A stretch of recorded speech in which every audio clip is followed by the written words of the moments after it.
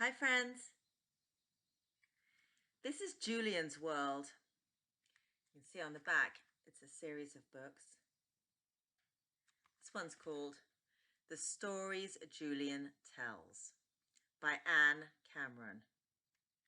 And you'll see inside that there is a table of contents, and you can see which stories there are inside this book. So today we are going to read this first one. It's called The Pudding Like a Night on the Sea. "I'm going to make something special for your mother," my father said. My mother was out shopping. My father was in the kitchen looking at the pots and pans and the jars of this and that. "What are you going to make?" I said. "A pudding," he said. My father is a big man with wild black hair. When he laughs, the sun laughs in the window panes. When he thinks, you can almost see his thoughts sitting on the tables and chairs. When he is angry, me and my little brother, Huey, shiver to the bottom of our shoes. "What kind of pudding will you make?" Huey said. "A wonderful pudding," my father said. "It will taste like a whole raft of lemons. It will taste like a night on the sea." Then he took down a knife and sliced 5 lemons in half. He squeezed the first one. Juice squirted in my eye. "Stand back," he said, and squeezed again. The seeds flew out onto the floor. Pick up those seeds, Huey," he said. Huey took the broom and swept them up. My father cracked some eggs and put the yolks in a pan and the whites in a bowl.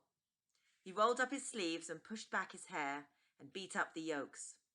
"Sugar, Julian," he said, and I poured in the sugar. He went on beating. Then he put in lemon juice and cream and set the pan on the stove. The pudding bubbled and he stirred it fast. Cream splashed on the stove. "Wipe that up, Huey," he said. Huey did. There's a lovely picture. You can see Julian and his little brother Huey, and their dad with the whisk, which he uses for whipping the cream. It was hot by the stove. My father loosened his collar and pushed at his sleeves. The stuff in the pan was getting thicker and thicker. He held the beater up high in the air. "Just right," he said, and sniffed in the smell of the pudding. He whipped the egg whites and mixed them into the pudding. The pudding looked softer and lighter than air. "Done," he said. He washed all the pans, splashing water on the floor, and wiped the counter so fast his hair made circles around his head. "Perfect," he said. "Now I'm going to take a nap. If something important happens, bother me. If nothing important happens, don't bother me. And the pudding is for your mother. Leave the pudding alone." He went into the living room and was asleep in a minute, sitting straight up in his chair. Huey and I guarded the pudding. "Oh, it's a wonderful pudding," Huey said. "With waves on top like the ocean," I said. "I wonder how it tastes," Huey said. "Leave the pudding alone," I said. "If I just put my finger in there, I'll know how it tastes," Huey said. And he did. "You did it," I said. "How does it taste?" "It tastes like a whole raft of lemons," he said. "It tastes like a night on the sea." I'll show you a picture. There's he's imagining the raft of lemons on the sea.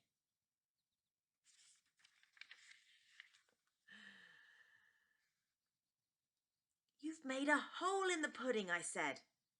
"But since you did it, I'll have a taste." And it tasted like a whole night of lemons. It tasted like floating at sea. "It's such a big pudding," Huey said. "It can't hurt to have a little more."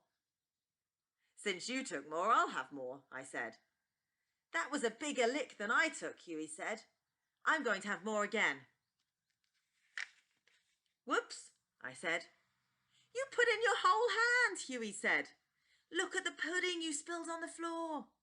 I'm going to clean it up, I said, and I took the rag from the sink. That's not really clean, Huey said. It's the best I can do, I said. Look at the pudding, Huey said. It looked like craters on the moon. We have to smooth this over, I said, so it looks the way it did before. Let's get spoons. And we evened out the top of the pudding with spoons. And while we evened it out, we ate some more. There isn't much left, I said. We were supposed to leave the pudding alone, Huey said. We'd better get away from here, I said. We ran into our bedroom and crawled under the bed. After a long time, we heard my father's voice.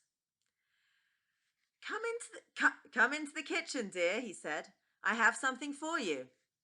Why, what is it? My mother said, out in the kitchen. Under the bed, Huey and I pressed ourselves to the wall. Look, my father said, out in the kitchen. A wonderful pudding. Where is the pudding? My mother said. Where are you, boys? My father said. His voice went through every crack and corner of the house.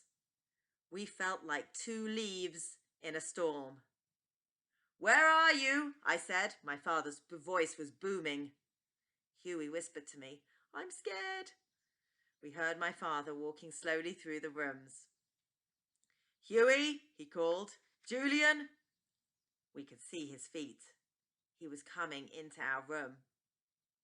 He lifted the bedspread. There was his face, and his eyes like black lightning. He grabbed us by the legs and pulled. Stand up, he said. We stood. There you can see them hiding under the bed. What do you have to tell me? He said. We went outside, Huey said, and when we came back, the pudding was gone. Then why were you hiding under the bed? My father said. We didn't say anything. We looked at the floor. I can tell you one thing, he said. There is going to be some beating here now. There is going to be some whipping. The curtains at the window were shaking. Huey was holding my hand. Go into the kitchen, my father said, right now. We went into the kitchen. Come here, Huey, my father said. Huey walked towards him, his hand behind his back. See these eggs? My father said. He cracked them and put the yolks in the pan and set the pan on the counter. He stood a chair by the counter. Stand up here, he said to Huey. Huey stood on the chair by the counter. Now it's time for your beating, my father said. Huey started to cry. His tears fell into the egg yolks. Take this, my father said. My father handed him the egg beater. Now beat those eggs, he said. I want this to be a good beating. Oh, said Huey. He stopped crying and he beat the yolks. Now you, Julian, stand here, my father said. I stood on a chair by the table. I hope you're ready for your whipping. I didn't answer. I was afraid to say yes or no. Here, he said, and he set the egg whites in front of me. I want these whipped and whipped well. Yes, sir, I said, and started whipping. My father watched us. My mother came into the kitchen and watched us. And after a while, Huey said, This is hard work. That's too bad, my father said. Your beating's not done. And he handed sugar and cream and lemon juice to Huey's pan and put the pan on the stove, and Huey went on beating. My arm hurts from whipping, I said. That's too bad, my father said. Your whipping's not done. So I whipped, and Huey beat and beat. Hold that beater in the air, Huey, my father said. Huey held it in the air. See, my father said, a good pudding stays on the beater. It's thick enough now. Your beating's done. Then he turned to me. Let's see those egg whites, Julian, he said. They were puffed up and fluffy. Congratulations, Julian, he said. Your whipping's done. He mixed the egg whites into the pudding himself, and he passed the pudding to my mother. A wonderful pudding, she said. Would you like some, boys? No, thank you, we said. She picked up a spoon. Why, this tastes like a whole raft of lemons, she said. This tastes like a night on the sea.